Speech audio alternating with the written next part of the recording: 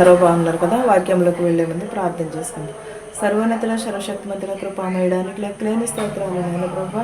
వినిచిన వారికి చూచుచున్న వారికి ప్రతి ఒక్కరికి మారు మనసు దయచే ప్రభా. రక్షణ భాగ్యం దయచేయమని అడుగుతున్న ప్రభా. విరిగి నలిగిన హృదయం దయచేయమని నా ప్రార్థనను అంగీకరించమని స్నామంలో ప్రతిమాలు వేడుకుంటున్నాను తండ్రి. ఆమేన్. మత్తయి సువార్త 26:22 నుంచి చూద్దామండి.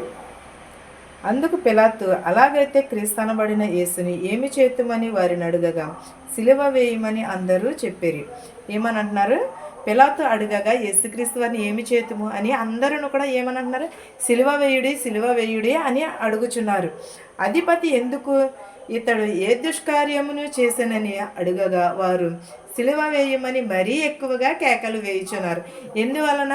యేసుక్రీస్తులో ఏమి పాపం ఉన్నది, ఏమి దోషం ఉన్నది, మీరు ఎందుకని ఈ సిలువేయమని అంటున్నారని అడగా మరీ ఎక్కువగా ప్రజలందరూ కూడా కేకలు వేచున్నారు. ఎందుకని? యేసుక్రీస్తుని సిలువేయుడు అని కేకలు వేచున్నారు. 24 అధ్యాయం చూద్దామండి.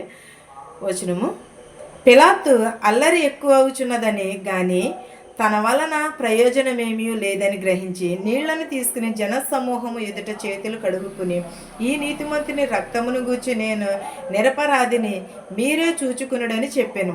అందుకు ప్రజలందరూ వాని రక్తము మా మీదను మా పిల్లల మీదను ఉండుగాకనిరి.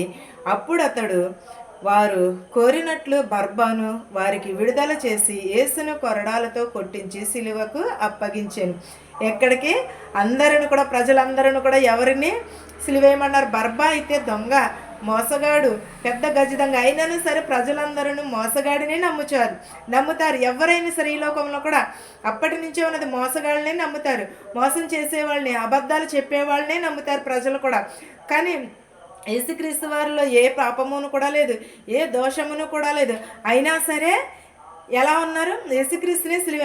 అబద్ధము వెంట, మోసము వెంట అనేక మంది ప్రజలు ఉంటారు, అనేక మంది జన సమూహమునే ఉంటారు.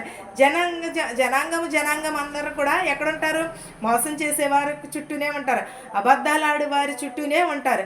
కానీ నిజముగా నీతిగా ఉన్నవారి దగ్గరికి ఎవరికైనా వస్తారా? ఎందుకంటే నీతియే దహించి వేస్తుంది, నిజము అగ్ని వంటిది కాల్చి వేస్తుంది. కాబట్టి దేవునిని కూడా అలాగే చేసి ఉన్నారు, దేవుని కూడా అలాగే అప్పగించి ఉన్నారు. సిలువ వేయుడు అని ప్రజలందరూ కూడా కేకలు వేయుచున్నారు. యేసుక్రీస్తులో ఏ పాపం ఉన్నది? ఏ పాపమును కూడా లేదు, ఏ దోషమును కూడా లేదు. కానీ ఆయనను సిలువకు అప్పగించి ఉన్నారు, సిలువకు ఆహుతి చేసి ఉన్నారు ప్రతి ఒక్కరు, ప్రజలందరూ కూడా. కానీ పిలాతు ఏం చేశాడు? ఈ నిరపరాధి రక్తము నా మీదకిని నా పిల్లల మీదకిని రాకుండా ఉండుటకు ఆయన నీళ్ళ తెచ్చి నీళ్ళ నుంచి చేతులు కడుక్కుని, ఈయనకి నా దోషము అంటుకోకుండా నా పిల్లల మీదకి రాకోకుండా ఉండును గాక అని చేతులు కడిగేసుకున్నాను. ఆ రోజులో చేతులు కడుక్కుంటే పాపము పోయినట్టు, బలి ఇస్తే పాపము పోయినట్టు, మేకపోతుని కానీ దేని. కానీ ఇప్పుడు యేసుక్రీస్తు వారిని బలి ఇవ్వటం ద్వారాగానే అవన్నీ కూడా కొట్టుకుపోయినాయి, అవన్నీ కూడా కొట్టివేయబడినవి, అవన్నీ కూడా మాసిపోయినాయి. కానీ ఇప్పుడు యేసుక్రీస్తు వారి రక్తము వలనే మనము పాపం నుండి విముక్తి పొంది ఉన్నాము, మన దోషముల నుండి విముక్తి పొంది ఉన్నాము మనము. కానీ యేసుక్రీస్తులో అయితే ఏ పాపమైన ఉన్నదా, ఏ దోషమైన ఉన్నదా? ఏది కూడా లేదు. నిరపరాధి యేసుక్రీస్తు. ఎవరు? నిరపరాధి. నిజమైన రక్షకుడు యేసుక్రీస్తు. అయినను సరే ప్రజలందరూ కూడా ఏం చేశారు? బర్బాని విడుదల చేయమన్నారు, దొంగని విడుదల చేయమన్నారు. కానీ యేసుక్రీస్తు ఎందుకని జాలి కానీ కనికరం కానీ లేదు. ఎందువల్లనంటే ఆయన యేసుక్రీస్తు వారు అన్నీ కూడా ఏం చేసి ఉన్నారు? గుడ్డివారిని బాగు చేశారు, 3 రోజుల్లో దేవాలయమును కడతానన్నారు. అన్నీ కూడా సూచక క్రియలన్నీ కూడా ఎదురకుండా కనిపించినాయి, అన్ని దృశ్యాలు కూడా ఎదురకుండానే కనిపించినాయి. కానీ అయినా సరే ప్రజలు దొంగనే విడుదల చేయమన్నారు. కానీ నిజమైన యేసుక్రీస్తుని, సజీవమైన దేవుడిని సిలువేయమని చెప్పి ఉన్నారు. మనుషులలో ఎలా ఉన్నారంటే అందరూ కూడా అలాగే ఉన్నారు. నిజం వెంట ఎవరూ లేరు, అబద్ధము వెంటే అందరూ ఉంటారు. అబద్ధానికే జనాంగం ఎక్కువ, నీతికి నిజాయితీకి ఎప్పుడు కూడా చోటు లేదు ఎక్కడన్నా కూడా. అలాగే యేసుక్రీస్తు వారికి కూడా చోటు లేదు. ఆయన పుట్టినప్పుడు చోటు లేదు, సిలువేయబడినప్పుడు కూడా ఆయన మాట ఎవ్వరు కూడా యేసుక్రీస్తు వారి మాట మాట్లాడలేదు. అందరూ కూడా సిలువేయవలెను అన్నాడు. అప్పుడు అతడు వారి కోరినట్టు బర్బానే విడుదల చేసిరి. యేసుని కొరడాలతో కొట్టించి సిలువకు అప్పగించిరి. ఎక్కడికి అప్పగించారండి? సిలువకు అప్పగించి ఉన్నారు. అప్పగించిన తర్వాత వస్త్రములను పంచుకున్నారు. ఆయనకు ముండ్ల కిరీటమును అల్లి ఆయన తలకు పెట్టి ఉన్నారు. ఒక రెల్లను తన కుడి చేతిలో నుండి ఆయన ఎదుట మోకాళ్ళని, యూదుల రాజా నీకు శుభమని ఆయనను అపహాసించిరి. ఆయన మీద ఉమ్మి వేసిరి. ఆ రెల్లును తీసుకుని దానితో ఆయన తల మీద కొట్టిరి. ఎక్కడండి? 29వ అధ్యాయంలో ఉన్నది. ముండ్ల కిరీటమును అల్లి తల మీద పెట్టి ఆరెల్లున ఆయనకు కుడి చేతిలో నుంచి ఆయన ఎదుట మోకాళ్ళని, యూదుల రాజా నీకు శుభమని చెప్పి ఆయనను ఏం చేసి ఉన్నారు? ఉమ్మి వేసి ఉన్నారు. వస్త్రములు పంచుకుని ఉన్నారు. అంగీలను తీసుకుని చేట్ల వేసుకుని ఉన్నారు. అలా ఆయనకు తొడిగించి 30వ అధ్యాయం చూద్దాండి. ఆయన మీద ఉమ్ము వేసి ఆరెల్లుని తీసుకుని దానితో ఆయన తల మీద కొట్టిరి. ఏంటి? ముండ్ల కిరీటమును అల్లి ఆయననే దానితో కొట్టి ఉన్నారు. ఆయననే వారు హింసించి ఉన్నారు. ఆయన అపహాసించి ఉన్నారు. తర్వాత ఆయన మీద ఆ అంగీని తీసివేసి ఆయన వస్త్రములు ఆయనకు తొడిగించిరి. సిలువ వేయుటకు ఆయనను తీసుకుని పోయిరి. ఎక్కడకు? సిలువ వేయుటకు ఆయనను తీసుకుని వెళ్ళిపోయి ఉన్నారు. సిలువ వేసినప్పుడు మనం ఏం చేస్తున్నాము? చనిపోయినప్పుడు తెల్లటి వస్త్రములను ధరిస్తున్నాము.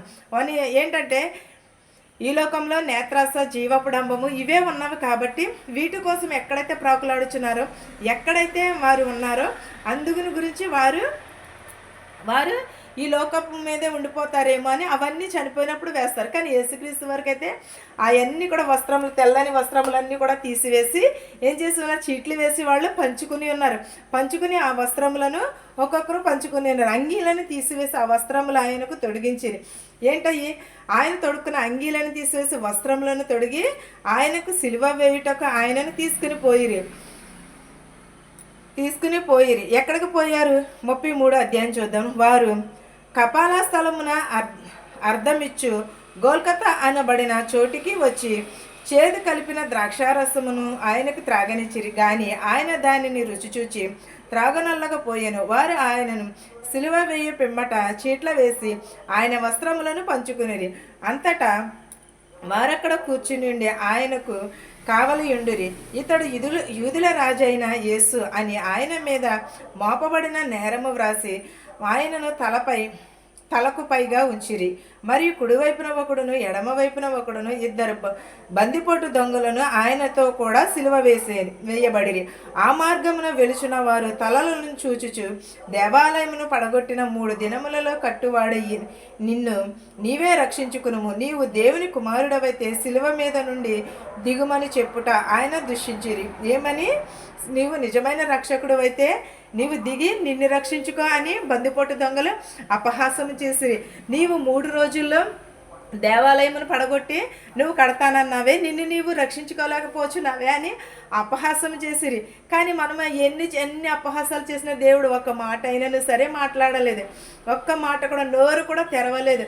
కొరడాలతో కొట్టిన, ఆయనని హింసించిన, అపహాసం చేసిన, లేకపోతే బళ్ళెముతో పొడిచిన, లేకపోతే ముళ్ళ కిరీటం వల్ల నెత్తి మీద పెట్టిన, సిలువ మోయించినా సరే అది ఏ మాత్రమును కూడా యేసుక్రీస్తు వారిని ఎంత మాత్రమును కూడా నోరు తెరిచి ఒక మాట అయినను మాట్లాడలేదు. అదే మనం ఎవరైనా ఒక మాట అంటే 100 మాటలు మాట్లాడతాం. కానీ దేవుడు గనుక, సజీవమైన దేవుడు గనుక ఆయన ఏం చేసి ఉన్నాడు? ఒక్క మాట కూడా మాట్లాడలేదు. అలా సిలువకు ఆహుతి అయినాడు. సిలువకు ఆయనను అప్పగించి ఉన్నాము. మనము మన పాపములను బట్టి, మన దోషములను బట్టి ఆయనను సిలువకు అప్పగించి ఉన్నాము. ఈ వాక్యము మనందరికీ తోడయ్యుండును గాక. ఆమేన్. ప్రార్థించుకుని స్తోత్రం స్తోత్రం సర్వోన్నతుడ, సర్వశక్తిమంతుడ, కృపామయుడ, నీకు లెక్కలేని స్తోత్రాలు నాయన ప్రభ. వినుచున్న వారికి, చూచుచున్న వారికి ప్రభ మారు మనసు దయచే ప్రభ, రక్షణ భాగ్యమును దయచే ప్రభ, విరిగి నలిగిన హృదయమును దయచే ప్రభ. నమ్ముట నీ వలనైతే నమ్మువానికి సమస్తమును సాధ్యమన్నావు నాయన ప్రభ. నమ్మి రక్షింపబడుటకు సహాయం చే ప్రభ.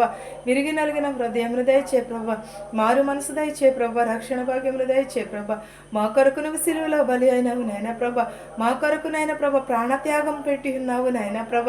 మేము చేసిన దోషములను మేము మేము చేసిన మోసములను బట్టి ప్రభువా నీవు సిలువలో బలి అయిన ప్రభ మమ్మల్ని క్షమించిన ఆయన ప్రభ, మా పాపములను క్షమించిన ఆయన ప్రభ, మా దోషములను క్షమించిన ఆయన ప్రభ, ప్రతి ఒక్కరి పాపములను క్షమించమని అడుగుచున్నాను నాయన ప్రభ, ప్రతి ఒక్కరు చేసిన దుష్కార్యములను క్షమించమని అడుగుచున్నాను నాయన ప్రభ.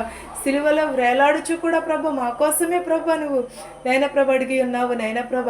మీకోసము మీ పిల్లల కోసమే ఏడవమని అన్నావు నాయన ప్రభ. తిరిగి నలిగిన హృదయంను దయచేయమని, నా ప్రార్థనను అంగీకరించమని యేసు నామములో బ్రతిమాలు వేడుకొనుచున్నాను తండ్రి. ఆమేన్. పరలోకమందున మా తండ్రి, నీ నామము పరిశుద్ధపరచబడును గాక, నీ రాజ్యం వచ్చును గాక, నీ చిత్తము పరలోకమందు భూవెందు నెరవేరునట్లును మా అనుదినాహారం నేడు మాకు దయచేయము. మరణస్థులను మేము క్షమించిన ప్రకారము మరణములను క్షమించుము. దుష్టుని నుండి శోధన నుండి తప్పించుము. రాజ్యమును శక్తియు మహిమయు నిరంతరము నీవై ఉన్నావు మా తండ్రి. ఆమెన్. చూచుచున్న వారికి వినుచున్న వారికి సదాకాలము నీ కృప తోడయ్యుండును గాక. ఆమెన్. ఆమెన్. అందరికీ వందనాలండి.